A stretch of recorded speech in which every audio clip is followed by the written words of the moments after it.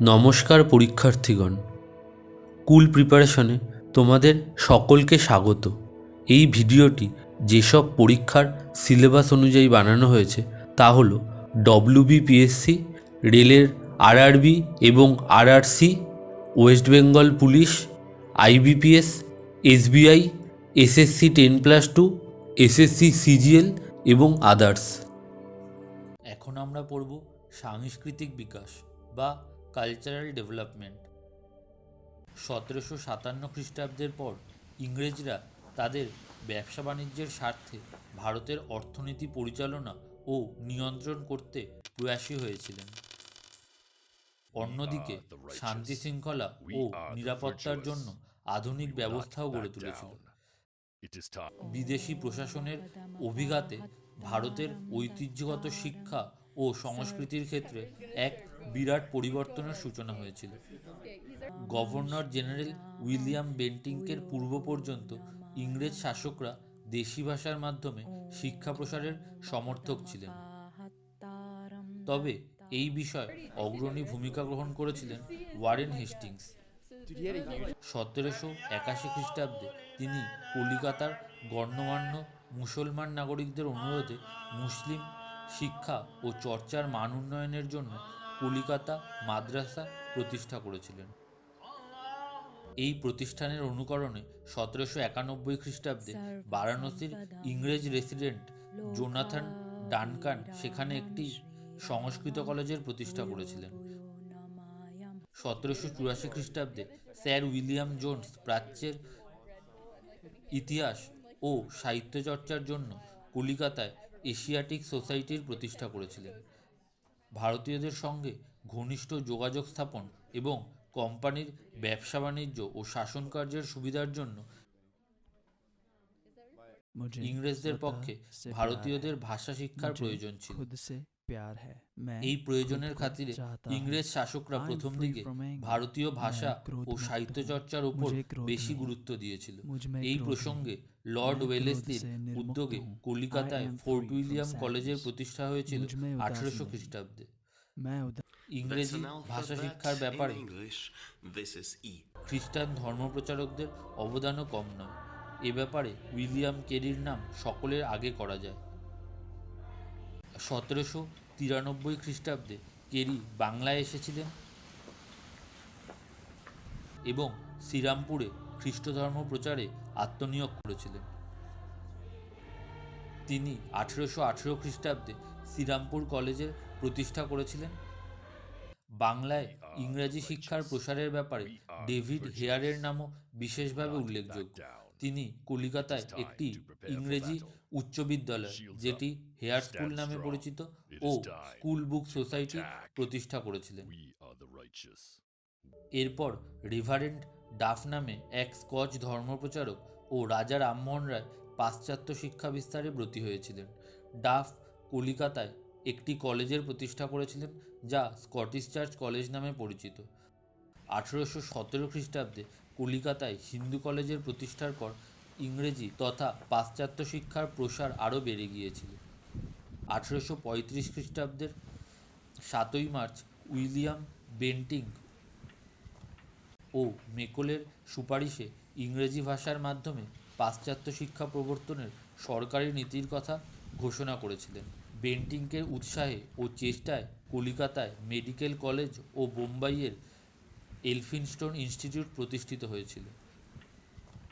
কলিকাতার হিন্দু কলেজের একদল ছাত্রের মধ্যে নতুন ইংরেজি শিক্ষার প্রতিক্রিয়া দেখা গিয়েছিল। এই যুবগোষ্ঠী নব্যবঙ্গ বা ইয়ং বেঙ্গল গোষ্ঠী নামে পরিচিত ছিলেন। এদের লক্ষ্য ছিল হিন্দুদের চিরাচরিত প্রথাগুলোকে প্রকাশ্যে ভেঙে ফেলা। হিন্দু কলেজের এই যুবগোষ্ঠীর গুরু ছিলেন কলেজের ইংরাজি সাহিত্যের অ্যাংলো অধ্যাপক হেনরি ভিভিয়ান ডিরোজিও। ডিরোজিও ছিলেন একাধারে কবি, শিক্ষাব্রতী, সাংবাদিক ও দার্শনিক। বাংলার ঊনবিংশ শতকের নবজাগরণের সঙ্গে ডিরোজিওর নাম বিশেষভাবে জড়িত। 1826 খ্রিস্টাব্দে তিনি হিন্দু কলেজে শিক্ষকতার কাজে ব্রতী হয়েছিলেন। তার ছাত্রদের মধ্যে অনেকেই পরবর্তীকালে নানা ক্ষেত্রে খ্যাতি লাভ করেছিল। এদের মধ্যে রেভারেন্ড কৃষ্ণমোহন বন্দ্যোপাধ্যায়, রামগোপাল ঘোষ, রামতনু লাহিড়ী, প্যারীচাঁদ মিত্র প্রমুখের নাম উল্লেখ করা যায়। এরাই সাধারণভাবে নব্যবঙ্গ নামে পরিচিত হন। রাজা রামমোহন রায় চতুর্দশ শতক থেকে সপ্তদশ শতকের মধ্যে ভারতে নানা সংস্কার আন্দোলনের উদ্ভব হয়েছিল। পাশ্চাত্য শিক্ষার ও সংস্কৃতির সংস্পর্শে এসে ভারতবাসীর মনে এক নতুন চিন্তার উন্মেষ ঘটেছিল। ভারতের এই নতুন জাগরণের মূর্ত প্রতীক ছিলেন রাজা রামমোহন রায়, যাকে ভারতের প্রথম আধুনিক মানুষ বলা হয়ে থাকে। 1815 খ্রিস্টাব্দে রামমোহন রায় আত্মীয় সভা প্রতিষ্ঠা করেছিলেন। হিন্দু ধর্মের সংস্কারের জন্য রামমোহন রায় যে আন্দোলন শুরু করেছিল তা থেকেই পরে ব্রাহ্ম সমাজের উৎপত্তি হয়েছিল। 1828 খ্রিস্টাব্দে তিনি ব্রাহ্ম সমাজ নামে এক নতুন সংস্থা স্থাপন করেছিলেন। সাধারণ মানুষের কাছে তা ব্রাহ্ম সভা নামে পরিচিত। জাতীয় জীবনের এমন কোনো দিক ছিল না যার প্রতি রামমোহনের দৃষ্টি পড়েনি। যে সামাজিক কুসংস্কারের বিরুদ্ধে রামমোহন আমরণ সংগ্রাম চালিয়েছিলেন তা হল সতী প্রথা। তিনি লর্ড উইলিয়াম বেন্টিংকের সহায়তায় 1829 খ্রিস্টাব্দে সপ্তদশ বিধি বা রেগুলেশন 17 নামে এক আইন পাশ করে এই নিষ্ঠুর প্রথা নিষিদ্ধ করেছিলেন। শিক্ষা প্রসারের ব্যাপারেও রামমোহনের অবদান নেহাত কম ছিল না। খ্রিস্টান ধর্মপ্রচারকদের সমালোচনা সত্ত্বেও রামমোহন দুই ধর্মপ্রচারক ডেভিড হেয়ার ও আলেকজান্ডার ডাফের ইংরাজি শিক্ষার প্রসারের সহায়ক হয়েছিলেন। 1833 খ্রিস্টাব্দে রামমোহনের মৃত্যুর পর কিছুদিন ব্রাহ্ম সমাজ ম্রিয়মাণ হয়ে পড়েছিল। কবিগুরু রবীন্দ্রনাথের পিতা মহর্ষি দেবেন্দ্রনাথ ঠাকুর ব্রাহ্ম সমাজকে নতুনভাবে গড়ে তুলেছিলেন।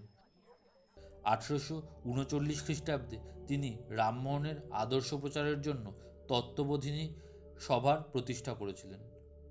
ঈশ্বরচন্দ্র বিদ্যাসাগর ঊনবিংশ শতকের অন্য এক বিরাট পণ্ডিত ও সংস্কারক ছিলেন ঈশ্বরচন্দ্র বিদ্যাসাগর।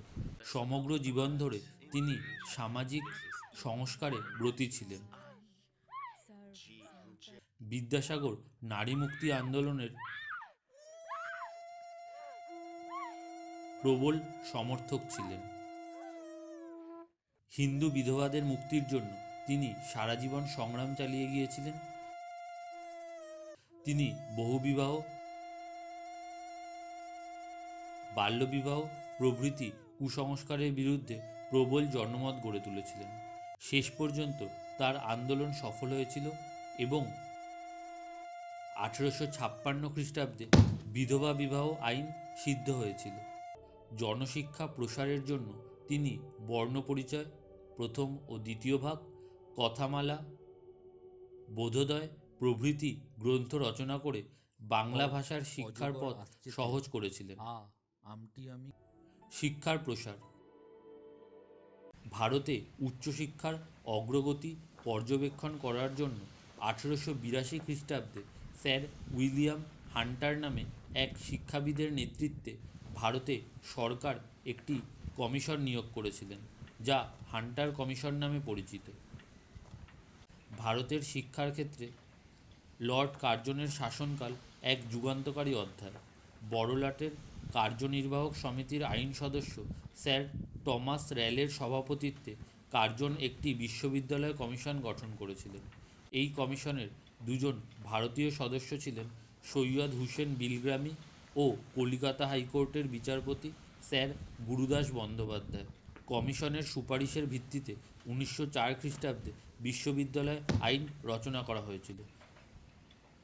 1904 খ্রিস্টাব্দের পর উচ্চশিক্ষার প্রসার ক্রমেই বেড়ে গিয়েছিল।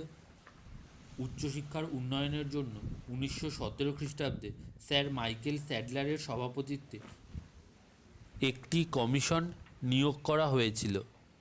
স্যার আশুতোষ মুখোপাধ্যায় ছিলেন এই কমিশনের অন্যতম সদস্য। অন্যদিকে 1910 খ্রিস্টাব্দে কেন্দ্রীয় সরকারের শিক্ষা বিভাগের প্রতিষ্ঠা হয়েছিল। 1916 খ্রিস্টাব্দে ধন্দ কেশব কার্বে পুনায় প্রথম মহিলা বিশ্ববিদ্যালয় প্রতিষ্ঠা করেছিলেন। সর্বভারতীয় শিক্ষার কেন্দ্র হিসেবে 1921 খ্রিস্টাব্দে রবীন্দ্রনাথ ঠাকুর শান্তিনিকেতনে বিশ্বভারতীর প্রতিষ্ঠা করেছিলেন। ক্রমে ক্রমে নারী শিক্ষার ব্যাপারেও সরকার উদ্যোগী হয়েছিলেন। গভর্নর জেনারেল লর্ড ডালহৌসির পরিষদের আইন সদস্য ডিঙ্ক ওয়ার্কার বেথুন ও ঈশ্বরচন্দ্র বিদ্যাসাগরের চেষ্টায় কলিকাতায় বেথুন বালিকা বিদ্যালয়ের প্রতিষ্ঠা হয়েছিল 1849 খ্রিস্টাব্দে। চার্লস উডের সুপারিশ অনুসারে ভারতে একাধিক বিশ্ববিদ্যালয়ের প্রতিষ্ঠা হয়েছিল, কিন্তু কারিগরি ও প্রযুক্তিবিদ্যার পঠন পাঠনের কোনো ব্যবস্থা ছিল না। 1839 খ্রিস্টাব্দে কলিকাতা মেকানিক ইনস্টিটিউট নামে একটি শিক্ষায়তনের প্রতিষ্ঠা হয়েছিল। 1847 খ্রিস্টাব্দে রুড়কি ইঞ্জিনিয়ারিং কলেজের প্রতিষ্ঠা হয়েছিল। 1856 খ্রিস্টাব্দে কলিকাতা ইঞ্জিনিয়ারিং কলেজের প্রতিষ্ঠা হয়েছিল। সামাজিক ও ধর্মীয় সংস্কার আন্দোলন।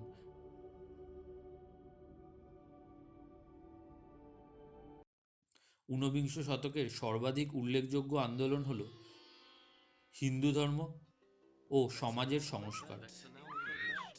দুটি প্রধান কারণে ধর্মীয় ও সামাজিক সংস্কার আন্দোলনের সূচনা হয়েছিল, যথা ভারতে ইংরেজদের প্রভুত্ব স্থাপন এবং ভারতবাসীর মধ্যে পাশ্চাত্য শিক্ষা ও পাশ্চাত্য উদারবাদের প্রসার।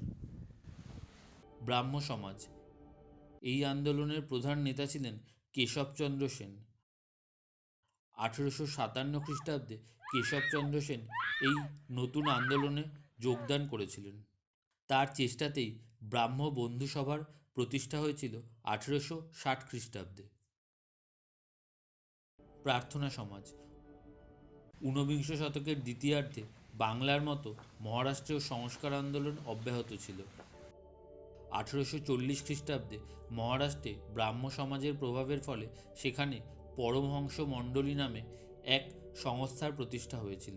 মহারাষ্ট্রের প্রথম ধর্মীয় সংস্কারক ছিলেন গোপাল হরি দেশমুখ। 1867 খ্রিস্টাব্দে কেশবচন্দ্র সেনের চেষ্টায় মহারাষ্ট্রে প্রার্থনা সমাজ নামে এক সংস্থার প্রতিষ্ঠা হয়েছিল। পশ্চিম ভারতে সমাজ সংস্কার আন্দোলনের প্রাণকেন্দ্র ছিল প্রার্থনা সমাজ এবং এই সমাজের নেতা ছিলেন বোম্বাই হাইকোর্টের বিচারপতি মাধব গোবিন্দ রানাডে। আর্য সমাজ। আর্য সমাজের প্রতিষ্ঠাতা স্বামী দয়ানন্দ সরস্বতী।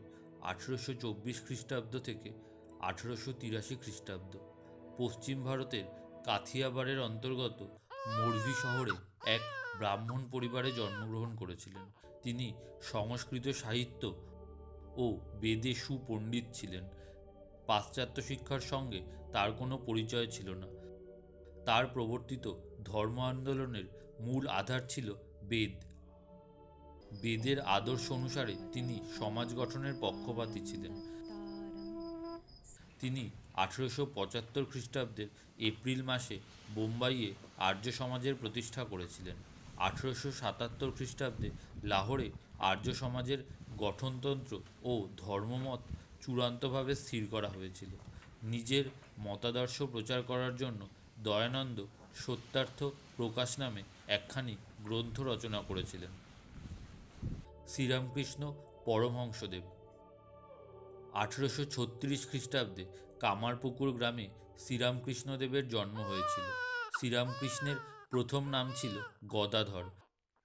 তিনি বড় ভাই রামকুমারের সঙ্গে দক্ষিণেশ্বরে এসেছিলেন এবং দেবীর সেবায় নিজেকে নিযুক্ত করেছিলেন। প্রথাগত শিক্ষার দিকে রামকৃষ্ণের কোনো আকর্ষণ ছিল না। 1858 খ্রিস্টাব্দে তিনি দেবী সেবার কাজ ছেড়ে দিয়ে নানা রকম দুরূহ তপস্যায় ব্রতী হয়েছিলেন এবং শেষে সিদ্ধিলাভ করেছিলেন। বিভিন্ন ধর্মের সাধন পন্থার মাধ্যমে সিদ্ধিলাভ ও সেই সঙ্গে ধর্মমতের পরিচয় পেয়ে শ্রীরামকৃষ্ণের মনে এই বিশ্বাস জন্ম নিয়েছিল যে সব ধর্মই সত্য, যত মত তত পথ। কাশীপুরে 1886 খ্রিস্টাব্দের 16ই আগস্ট তিনি সমাধিতে লীন হয়েছিলেন।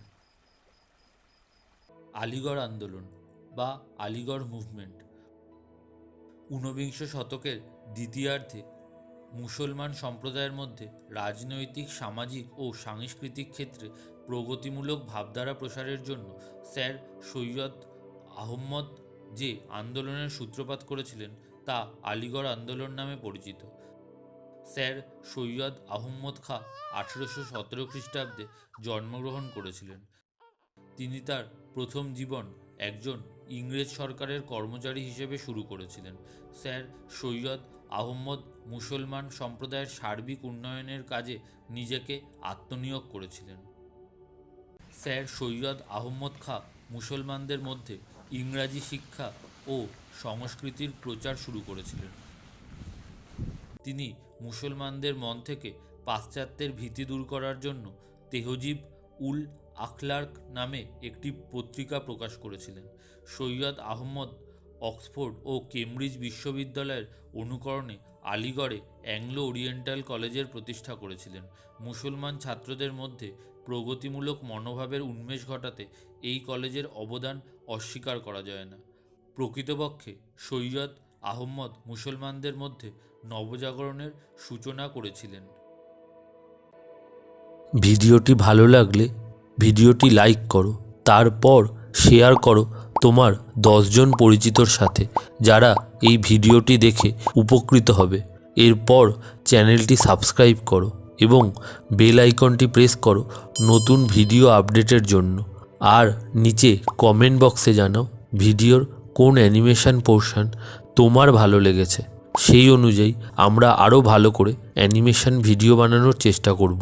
এরপর অন্যান্য ভিডিও দেখার জন্য চ্যানেলটিতে প্রবেশ করো। তারপর ভিডিও সেকশন থেকে তোমার পছন্দ মতো অন্যান্য ভিডিও দেখতে পারো। ধন্যবাদ।